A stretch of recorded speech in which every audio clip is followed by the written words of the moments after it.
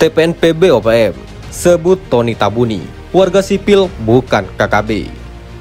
Melansir dari IDN Times, Tentara Pembebasan Nasional Papua Barat, Organisasi Papua Merdeka atau TPNPB OPM mengatakan penembakan terhadap Tony Tabuni perlu diklarifikasi sebab Satgas OPS Damai Karten menyebut Tony Tabuni merupakan pimpinan kelompok kriminal bersenjata atau KKB Deo tadi.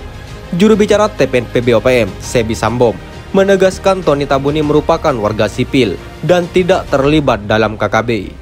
Penembakan terhadap Tony Tabuni di Nabire perlu investigasi dan juga berita ini perlu verifikasi. Mengapa? Karena manajemen Markas Pusat Komnas TPNPB OPM telah terima laporan dari seorang aktivis HAM Papua di Nabire, dan dalam laporannya dia mengatakan bahwa Tony Tabuni adalah warga sipil, orang asli Papua, kata Sebi. Tony Tabuni langsung ditembak mati tanpa ditangkap. Sebi menjelaskan bahwa dirinya juga mendapatkan pesan singkat melalui SMS dari aktivis tersebut. Pesan tersebut mengatakan pada 29 Maret 2022 pukul 22.00 WIT, TNI Polri telah menembak mati seorang warga sipil orang asli Papua atas nama Tony Tabuni di Nabire. Tanpa ditangkap, TNI langsung tembak mati Tony Tabuni di Nabire, depan pasar sentral Kalibobo, ujar Sebi. Satgas Damai Karten tembak Tony Tabuni. Satgas Gakum OPS Damai Karten klaim berhasil menembak mati pimpinan kelompok kriminal bersenjata atau KKB Deo tadi, Tony Tabuni, di Kelurahan Sriwini, Kabupaten Nabire. Ia dilumpuhkan lantaran melakukan perlawanan saat hendak ditangkap. Kasatgas Humas OPS Damai Karten, Kombes Pol Ahmad Mustafa Kamal mengatakan, Tony saat itu hendak ditangkap bersama satu anggota KKB lainnya, yakni Kais Tabuni.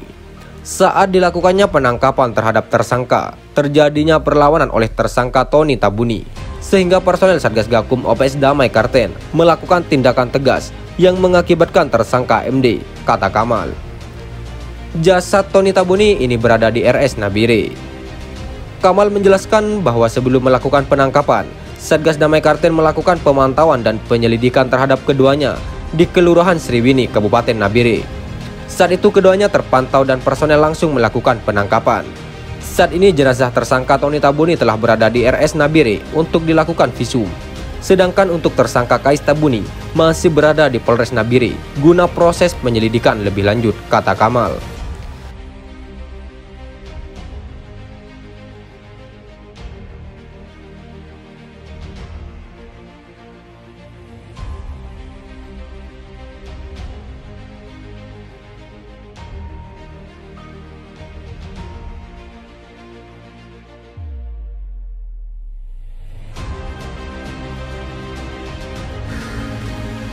Teror KKB Papua, paksa Yahukimo dikosongkan. Melansir dari Merdeka.com, sudah 1 bulan lebih pilot Susi Air Kapten Philip McMartin disandra oleh kelompok kriminal bersenjata atau KKB. Bahkan pesawat dengan nomor penerbangan SI-9368 turut dibakar saat berada di lapangan terbang Paru, Kabupaten Duga.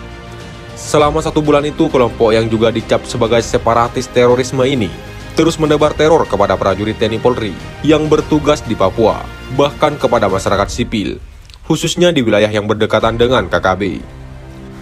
Teror yang dilakukan KKB di wilayah Yahukimo seperti yang pernah terjadi pada 30 Desember 2022. Mereka menembaki pos penjagaan Sentra Pelayanan Kepolisian Terpadu atau SPKT Polres Yahukimo. Teror kedua dilakukan KKB terhadap pos Brimob Kali Buatan, Jalan Gunung Distrik DKI Yahukimo pada 31 Desember 2022. Sekitar pukul 05.28 WIT, penembakan dilakukan dari arah depan dan samping kiri secara bersamaan. Selanjutnya mereka melakukan penembakan terhadap Dandim Yahukimo, Letkol Johannes Victorianus Tetol, dan 2 anggota TNI tertembak, sementara 1 personel meninggal dunia. Kejadian ini terjadi pada 1 Maret 2023. Ternyata teror di wilayah Yahukimo ini tak hanya dilakukan oleh KKB saja, karena pada 11 Maret 2023, pesawat Trigana Air sempat ditembaki oleh sejumlah orang berinisial NN, EG, TSDM, EW, NP, dan EG.